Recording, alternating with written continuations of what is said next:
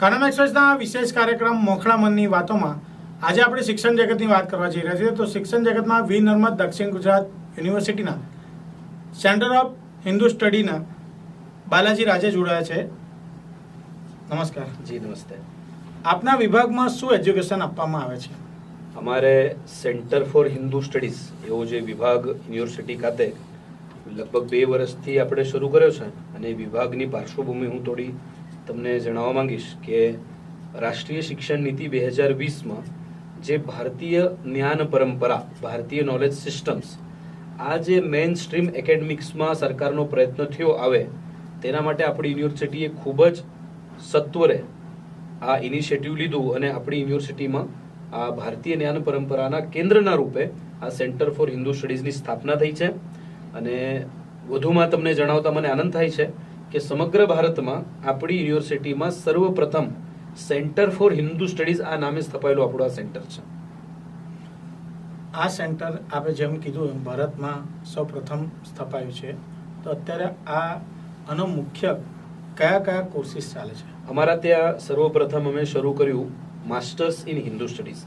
Arts faculty અંતર્ગત અમે 2 વર્ષ 4 સેમિસ્ટરનો એક PG program masters with Hindu studies એવો એક પીજી પ્રોગ્રામ અમે શરૂ કર્યો છે. 4 સેમિસ્ટર છે. ટોટલ 20 એના સબ્જેક્ટ અમે ભણાવીએ છીએ અને એમાં વાદ પરંપરા, પ્રમાણ સિદ્ધાંત, તત્વ વિમર્શ, લો એન્ડ જ્યુરિસ્પ્રુડન્સ, હિન્દુ રાજ્યશાસ્ત્ર, western methods of understanding discourses, ધર્મ કર્મ વિમર્શ, એવા પ્રકારના આપણા પ્રાચીન વિષય જે વર્તમાન સમયે પ્રાસંગિક છે અને જેની ભવિષ્યમાં ખૂબ આવશ્યકતા છે વિશ્વની વર્તમાન પરિસ્થિતિ જોતા, એવા વિષયોનો સમૂહ બનાવીને આ એક માસ્ટર્સ ઓફ હિન્દુ સ્ટડીઝ આ એક પ્રોગ્રામ ચાલે છે. તેની સાથે જ અમે એક સર્ટિફિકેટ કોર્સ હમણાં શરૂ કર્યો છે, સંસ્કૃત સંભાષણ સર્ટિફિકેટ કોર્સ, જેમાં 12 વર્ષ આયુ હોય એવા કોઈ પણ વ્યક્તિ એમાં પ્રવેશ મેળવવા પાત્ર છે અને બેઝિક સંસ્કૃત બોલી શકે, વાંચી શકે, સમજી શકે એટલી સંસ્કૃત અમે શીખવાડીએ છીએ. તેની સાથે જ હવે આ વખતે અમે જ્યોતિષશાસ્ત્રનો એક સર્ટિફિકેટ કોર્સ અમે ઇન્ટ્રોડ્યુસ કર્યો છે, અત્યારે એકેડેમિક કાઉન્સિલમાં મુકાયેલો છે. અને તે પછી હિન્દુ કાલગણના એવો એક સર્ટિફિકેટ કોર્સ અને ભારતીય જ્ઞાન પરંપરામાં ડિપ્લોમા, આ અમારું આગામી આયોજન છે. આ જે કોર્સ છે એ કર્યા પછી વિદ્યાર્થીઓને શું ફાયદા? પહેલા તો આ કોર્સ જે અન્ય કોર્સ હોય છે એના કરતા થોડી જુદી દૃષ્ટિ ધ્યાનમાં રાખીને ડિઝાઇન કરવામાં આવ્યો છે. ફાયદો શું છે? તો અત્યારે જે કંઈ જ્ઞાન વિજ્ઞાન મેઇનસ્ટ્રીમ એકેડેમિક્સ છે એ ક્યાંક ને ક્યાંક યુરોસેન્ટ્રિક એપ્રોચ દ્વારા આપણા હ્યુમેનિટીઝના સબ્જેક્ટ્સ ડિઝાઇન થયેલા છે. જો આપણે સોશિયલ થિયરી આપણે જોશો, સોશિયોલોજીમાં આપણે જે ભણાવીએ છીએ ત્યાંથી માંડીને પોલિટિકલ સ્ટ્રક્ચર જે કંઈ છે એ બધું યુરોસેન્ટ્રિક છે. આ કોર્સનો મુખ્ય પર્પઝ શું છે કે ભારતીય પ્રકૃતિના આધારે, ભારતની હિન્દુ ચેતનાના આધારે વિદ્યાર્થી વિચારી શકે. જેમ કે દાખલા તરીકે તમને કહું કે સપોઝ તમને હું હમણાં કહું કે આપણું જે પોલિટિકલ એડમિનિસ્ટ્રેટિવ સ્ટ્રક્ચર છે, ગવર્નિંગ સિસ્ટમ છે, એ આપણે ક્યાંથી લીધી? તો બધાને ખબર છે કે દુનિયામાં અલગ અલગ સ્થાને આપણને જે સારું લાગ્યું એ આપણે લીધું. સારું લાગે એ લેવું જ જોઈએ, પણ ભારતીય સોસાયટી, અહીંનો સમાજ, અહીંના લોકો કઈ રીતે વિચારે છે, એમની થોટ પ્રોસેસ શું છે, એમની આવશ્યકતા શું છે, એની પ્રકૃતિ શું છે, એને ધ્યાનમાં રાખીને વિચાર નથી થયો. તો હિન્દુ સ્ટડીઝનો પર્પઝ શું છે કે પ્રાચીન હિન્દુ ચેતના વિચારવાની એક પદ્ધત છે. હિન્દુ દૃષ્ટિ જેને કહીએ છે કે જે સામગ્રિક છે, જે સર્વગ્રાહી છે, જે લાંબુ વિચારે છે અને જેનો વિકાસ શાશ્વત છે. એવું નથી કે આજે જે મોડલ આપવામાં આવ્યું 20 વર્ષ પછી એ જ નુકસાનકારક લાગે. તો આ એક એવી વિચારવાની પદ્ધતિ છે કે જે લોંગ લાસ્ટિંગ છે, જેના પછીથી કોઈ આડઅસર જેની કોઈ નથી થતી. તો મૂળ પર્પઝ એ છે કે એ વિચારવાની ધારા ફરીથી વિદ્યાર્થીઓમાં આવે. કરિયર તરીકે ઓપ્શન શું છે? તો હું ખૂબ જ જવાબદારીપૂર્વક કહું છું કે અત્યારે બીજી કોઈ પણ વિદ્યાશાખામાં જેટલી ઓપોર્ચ્યુનિટી છે એના કરતા વધુ કરિયરમાં હિન્દુ સ્ટડીઝમાં ઓપોર્ચ્યુનિટી છે. દાખલા તરીકે અત્યારે ભારતીય જ્ઞાન પરંપરાનો એક પેપર સેમિસ્ટર 1 માં અને સેમિસ્ટર 3 માં બીજો પેપર, એવા યુજી સ્તરે રાજ્ય સરકારના મેન્ડેટ મુજબ આપણી યુનિવર્સિટીએ લાગુ કર્યા છે. તો હવે કોલેજોમાં આ વિષય ભણાવશે, ભારતીય જ્ઞાન પરંપરા વિષય ભણાવી શકે એવા અધ્યાપકો પ્રાધ્યાપકો જોઈશે. તો આ હિન્દુ સ્ટડીઝ ભણેલા વિદ્યાર્થી એઝ અ ટીચર જોડાઈ શકે. પ્રાથમિક શાળામાં પણ હવે આ વિષય આવવાનો છે તો ત્યાં જોડાઈ શકે, કોલેજોમાં જોડાઈ શકે. રિસર્ચ ખૂબ ભારતીય જ્ઞાન પરંપરા હિન્દુ સ્ટડીઝમાં રિસર્ચની એટલી બધી ઓપોર્ચ્યુનિટી આવનારા 5-7 વર્ષમાં આવશે કે બીજા કોઈ પણ ક્ષેત્રમાં આટલી ઓપોર્ચ્યુનિટીઝ નહીં હશે. આ વિભાગમાં અત્યાર સુધી કેટલા વિદ્યાર્થીઓ અભ્યાસ કરી ચૂક્યા છે? અત્યારે અમારું બીજું વર્ષ છે. પહેલા સેમેસ્ટર એટલે પહેલા વર્ષે પાર્ટ 1 માં જે અત્યારે સેમેસ્ટર 3 ના વિદ્યાર્થી છે એવા 18 લોકો જોડાયા હતા. આ વખતે 25 વિદ્યાર્થીઓ હિન્દુ સ્ટડીઝમાં જે સેમેસ્ટર 1 માં ભણી રહ્યા છે, જેમના ડિસેમ્બરમાં પરીક્ષા આપશે, એવા 25 વિદ્યાર્થી છે. રાષ્ટ્રીય શિક્ષણ નીતિ 2020 ને આપ કેવી રીતના જુઓ છો?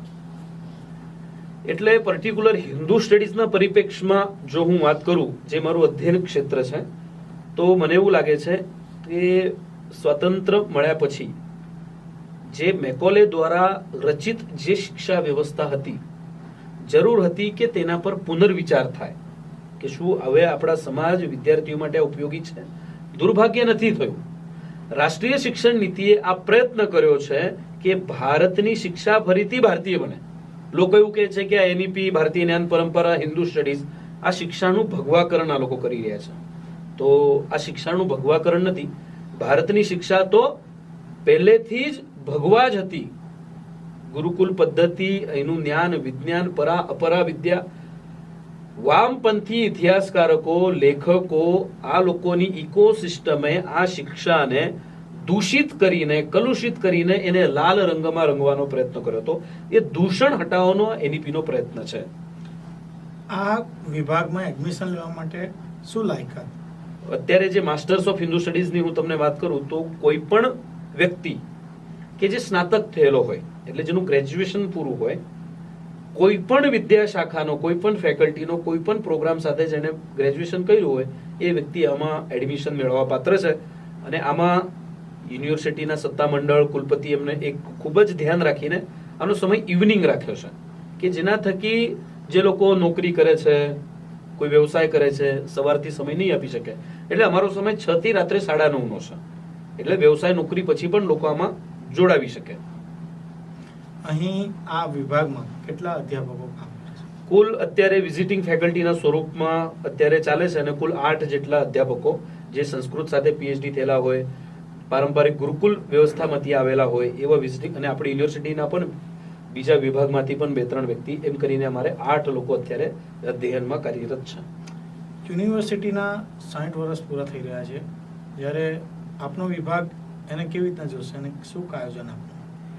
એટલે અમારા વિભાગ વતી અમારું આયોજન એવું છે, અમને આવનારા દિવસોમાં, જેમ કે જાન્યુઆરી એન્ડ અથવા ફેબ્રુઆરીના પહેલા વીકમાં અમે હિન્દુ સ્ટડીઝ, ભારતીય જ્ઞાન પરંપરા, આ વિષય પર એક આંતરરાષ્ટ્રીય પરિસંવાદ, ઇન્ટરનેશનલ કોન્ફરન્સ આપણે જેને કહીએ છીએ, એવું અમે ઈચ્છીએ છીએ કે આપણા, એટલે એનું આયોજન છે, સંબંધિત કાર્યવાહી થઈ રહી છે.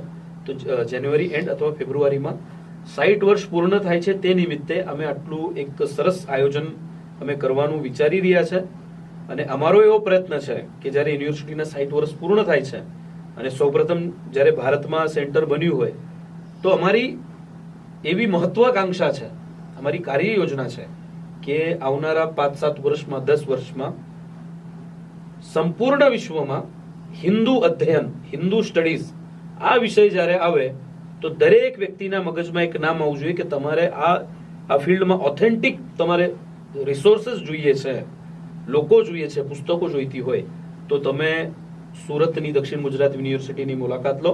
અને 60 વર્ષના ઉત્સવના અનુરૂપ એના અનુષંગિક અમે એક લાઇબ્રેરી બનાવીએ છીએ, હિન્દુ સ્ટડીઝની લાઇબ્રેરી, જેના માટે સિન્ડિકેટે અમને આર્થિક સહાયતા પણ કરેલી છે.